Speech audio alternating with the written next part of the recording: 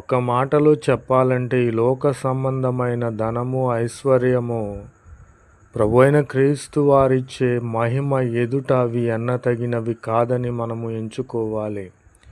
ప్రభునామమునకు స్తోత్రములు కలుగునుగాక. కాబట్టి మనము దేవుని చిత్తమును నెరవేర్చిన వారమై ఉండి వాగ్దానము పొందు నిమిత్తము మనము ఓర్పు కలిగిన వారమై, ఓర్పు మనకు అవసరమై ఉన్నదని తెలియపరుచుచున్నాను. ఇక కాలము బహు కొంచెముగా ఉన్నది కనుక వచ్చుచున్నటువంటి ప్రభువైన క్రీస్తు వారు ఆలస్యము లేకుండా వచ్చుచున్నాడు. కాబట్టి మనము ఓర్పు కలిగి ఉండాలి.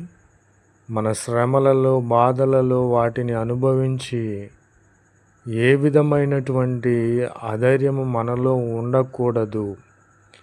కాబట్టి నా ప్రియమైన